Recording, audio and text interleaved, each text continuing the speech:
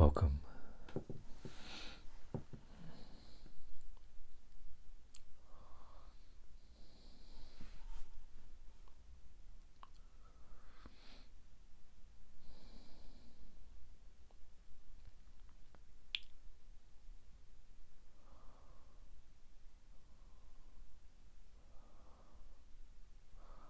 It's been one of the many occasions where I've wanted to record, and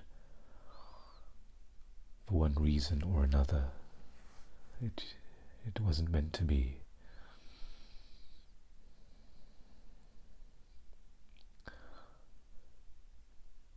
Sometimes it works that way, where we have inspiration, we have thoughts, we have desires to do something, and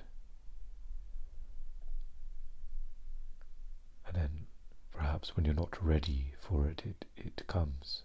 The action is here.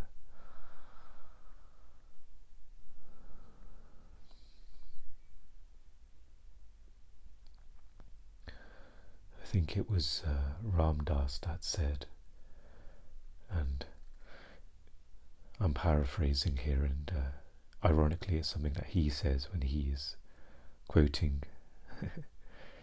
teachers but he said something along the lines of, when you give up the need of that particular desire or situation or thing, when you don't need it anymore, it comes into your hands. Something along that lines, where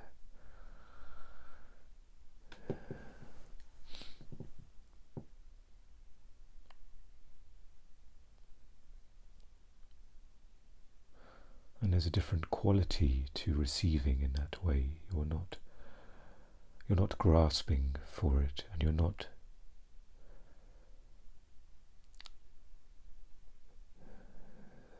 there's space for the knowing of abundance in that moment. There's not a sharp reaction like a fuse that explodes into thoughts and overwhelm. There's that's something that I've wanted for a while, and now it's here. Okay, I appreciate that. Or there isn't that necessarily jumping into the air and screaming that you've got it.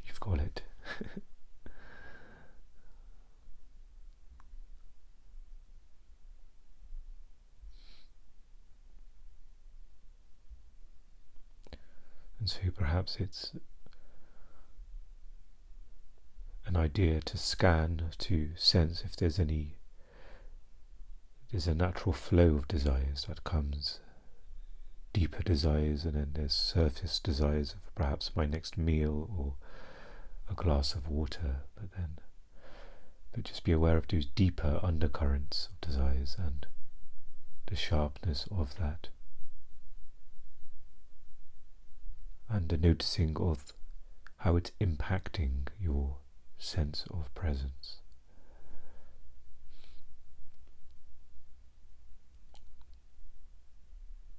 That's been the case for me, one of the many challenges of being taken by these deeper currents of desire, and what if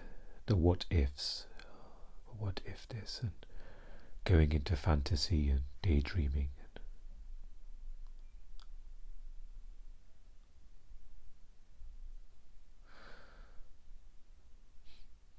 And what I personally get stuck in is trying to use the mind to quell the desire, to soften the desire, but the mind itself is an instrument of conditioning and desires, a whole recipe of that. Instead of dropping it completely and stepping out, So you can almost, in a sense, you don't need to drop the desire. You just step out of mind, step out of the current of the thoughts and emotions that are going around there. There's no forcing here, there's no pushing it away.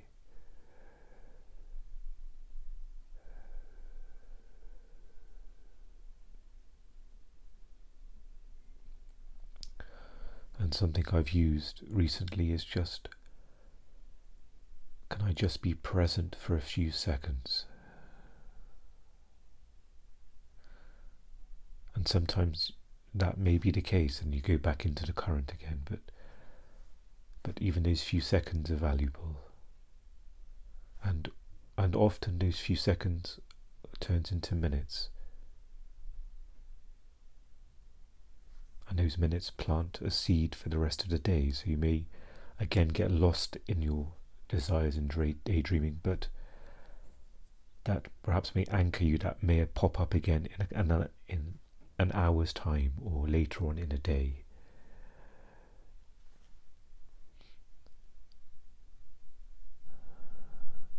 Of course, in our minds we want a clean, linear achievement of 3 hours of presence, no thoughts.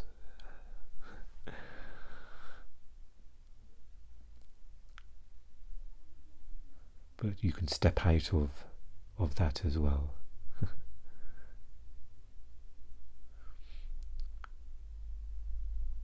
So when you are truly in the moment, you're not assessing, well, I was in the moment 2 hours ago, it's been a whole 2 hours since I've now come to the present moment again. No.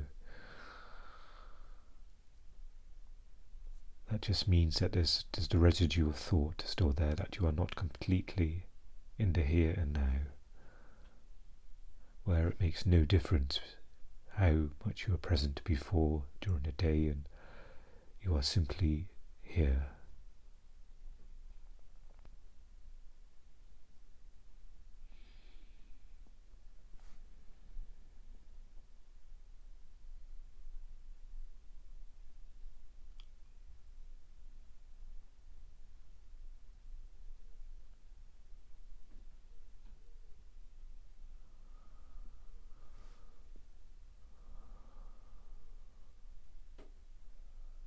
One of my thoughts or perhaps blockages for recording was, okay, what can I say that can help others?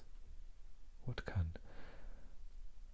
And of course those inspirational things came to my mind, when I was sitting in a park and perhaps in a place where I couldn't record.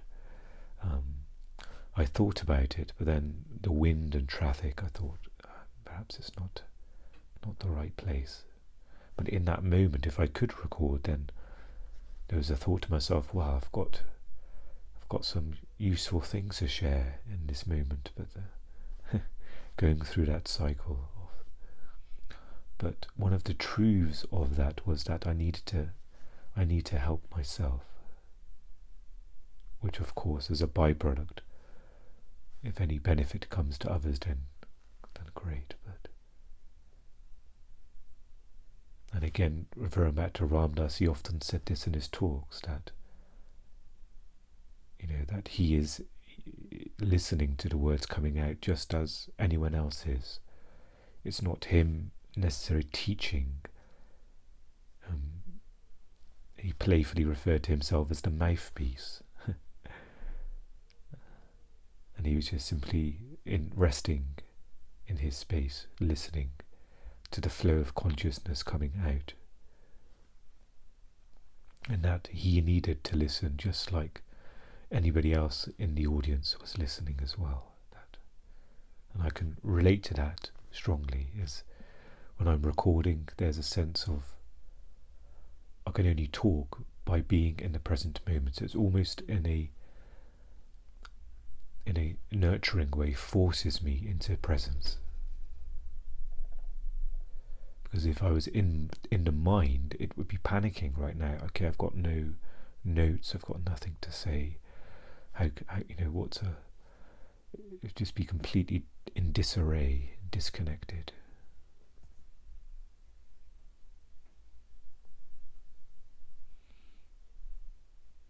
And it's only in the space of where nothing needs to be said, nothing needs to be done, is when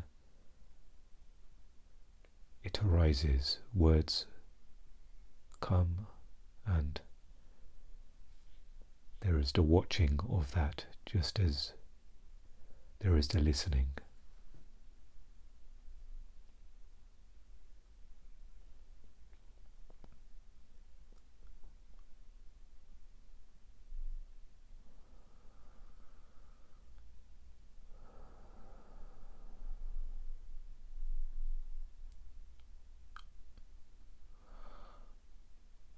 One of the learnings I've had recently is that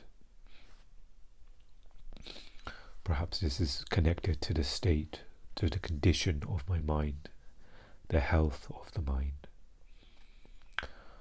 where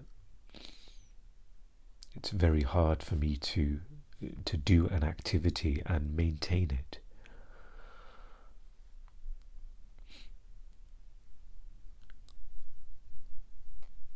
Such as the writing in the past, and recently I was getting into understanding tarot and the various processes and shuffling cards to understand the cards, using intuition and all sorts, and there was the idea of, perhaps I can offer this, and perhaps I can immerse in this and do this, and then suddenly the mind can no longer take it anymore.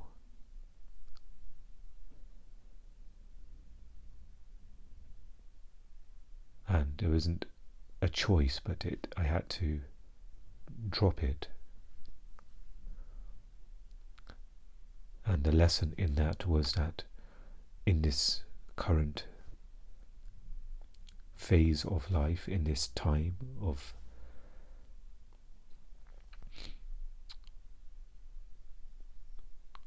the condition of my mind, the health of my mind, that it isn't possible to pursue or grow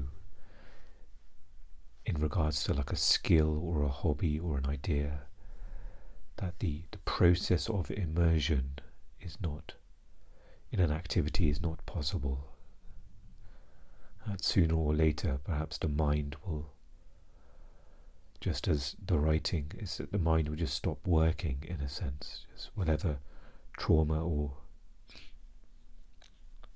difficulties the mind has endured.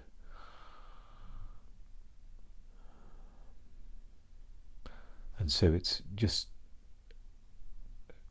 the learning is understanding, okay, that's how it is, that's where it is, the acceptance of that. No story.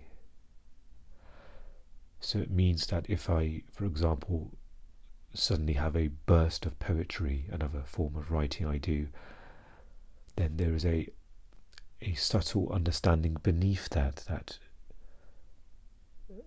enjoy it while it's here. There's the conditioning of mind where it's immediately, for me, perhaps this can be related to you, where there's a hobby or an activity or an enjoyment, and then the mind's already creating a schematic of the future. Okay, perhaps I can form this into a book at some point. I can write enough for a book, or I can do spoken word. I can go to cafes. And perhaps it's a natural and healthy part of the mind. The mind's always, assessing, calculating, it's churning, perhaps it's got all of this data for, from past things, and thinking, okay, well, you enjoyed that project, perhaps you can make a project out of this, and you can do this with it, and that, and this. But now for myself, there's the knowing that the state of, I use these words loosely, mental health. Just as a side note, I used the words mental health when I was visiting with a tarot practitioner, perhaps I can call them that, and immediately they called me up on it. They were like, well, what do you mean by mental health? Because quite often it can be something that becomes an identity, that is me, or a story, me and my mental health and the treachery and tragedy of it, or me as the depression. That's who I am, depressed person. Instead of having the spaciousness, whatever words are used, that the mind is suffering with depressive symptoms, or the state of mind, or the health of mind, or as Eckhart says in The New Earth, that it's the depression is in me. It's not me, but it's there,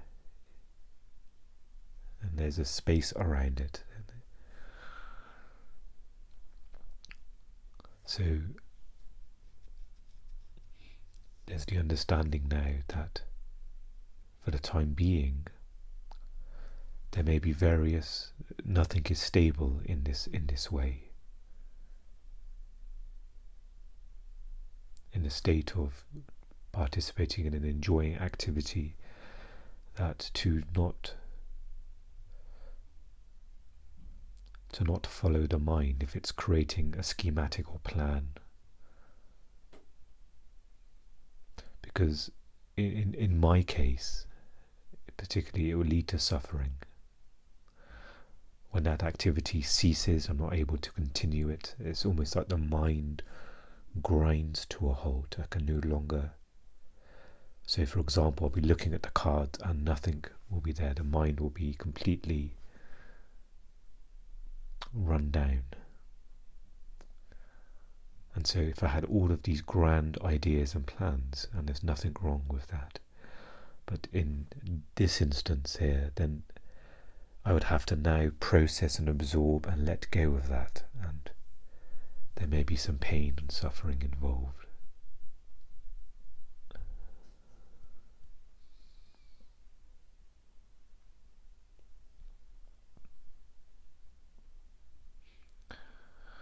And on every degree, even if if I had a pristine working mind, and I could have all of these goals. For 3 months I'm going to do this, and 6 months I'm going to get that certification or become this, have my own website, or lots of goals.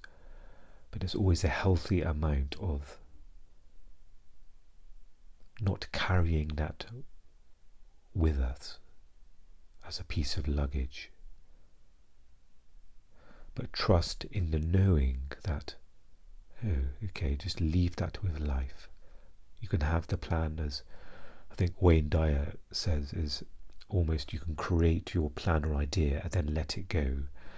Letting it go in a sense of an energetic field where you're not sort of keeping that fire stoked. You don't need to. The universe knows what you need and what you want.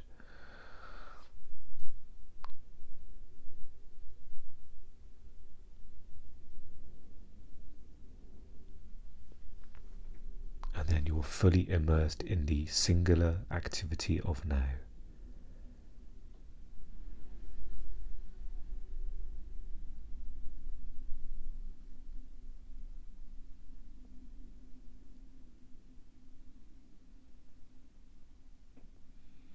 And it can be challenging moving from these fields of a bird's eye point of view, where perhaps in the mind you're using the mind, brainstorming ideas and thoughts, and then transitioning back to the dimension of now.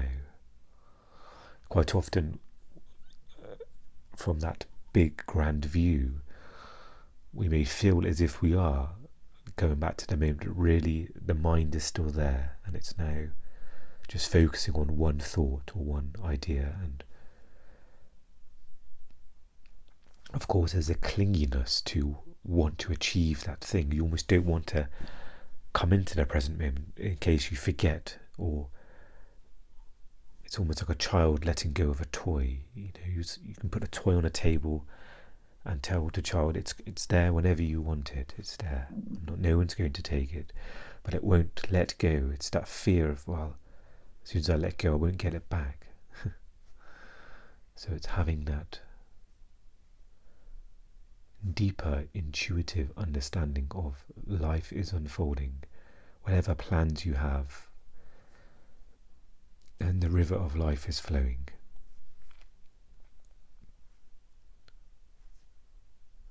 And it won't stop or pause for your plans in that way. Not as saying that it would ignore things, it's all an interaction. Whenever you have a thought or desire, it's all an energy that contributes to the whole.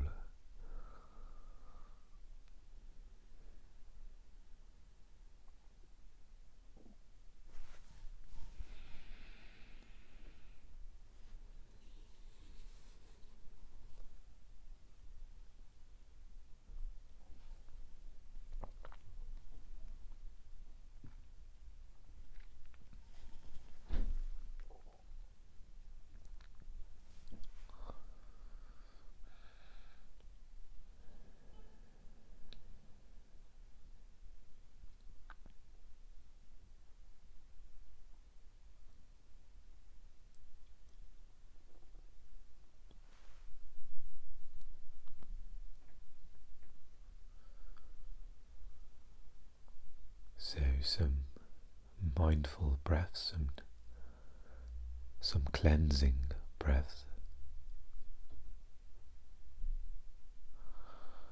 The words of Thich Nhat Hanh come to mind, where he, perhaps I'm paraphrasing him as well, where he says, healing happens now. That it's not necessarily a journey of healing that will take place in the future. Give that to yourself now. Even in this one breath, healing transpires.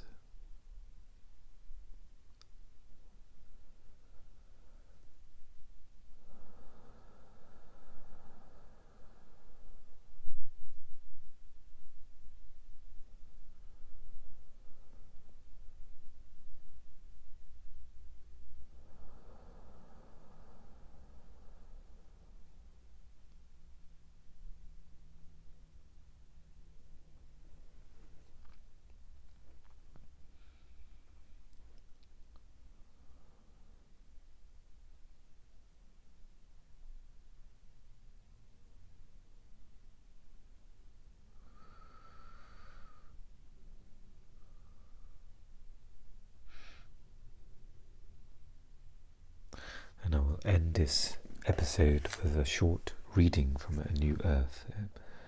It was yesterday where, in a sense, I used the skill of tarot, of intuition, when you're selecting a card.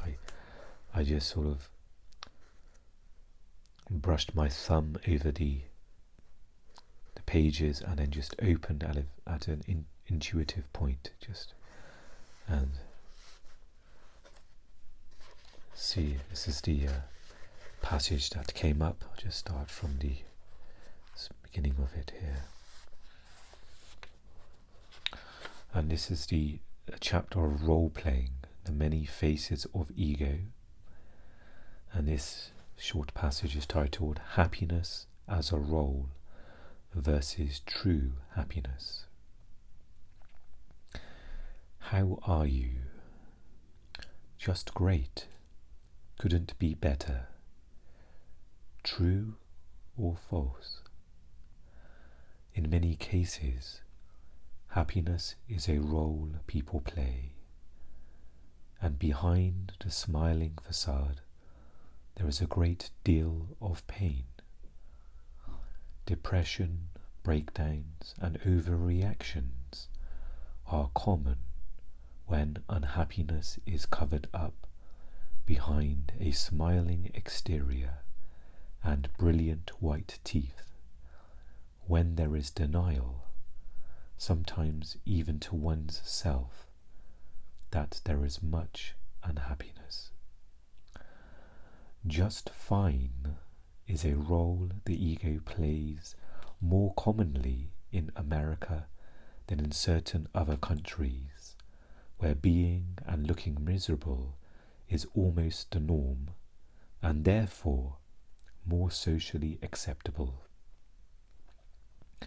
It is probably an exaggeration, but I am told that in the capital of one Nordic country, you run the risk of being arrested for drunken behavior if you smile at strangers in the street. If there is unhappiness in you, first you need to acknowledge that it is there. But don't say, "I'm unhappy." Unhappiness has nothing to do with who you are. Say, "There is unhappiness in me."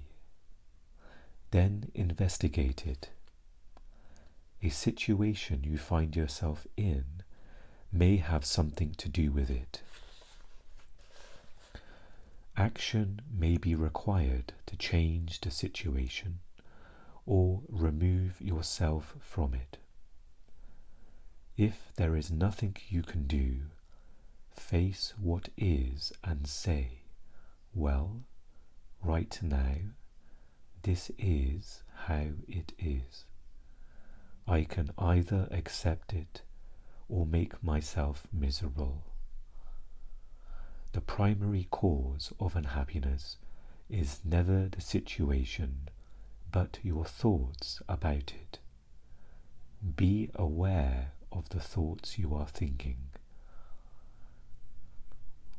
Separate them from the situation, which is always neutral, which always is as it is.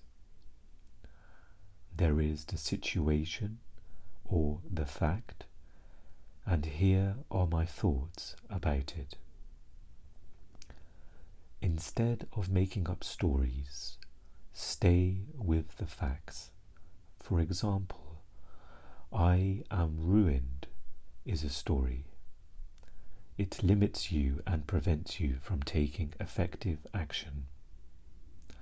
"I have 50 cents left in my bank account" is a fact. Facing facts is always empowering. Be aware that what you think, to a large extent, creates the emotions that you feel. See the link between your thinking and your emotions. Rather than being your thoughts and emotions, be the awareness behind them. Don't seek happiness. If you seek it, you won't find it, because seeking it is the antithesis of happiness. Happiness is ever elusive, but freedom from unhappiness is attainable now, by facing what is, rather than making up stories about it. Unhappiness covers up your natural state of well-being and inner peace, the source of true happiness. Thank you for joining me for this episode. I wish you well, and I will speak to you again soon. Take care.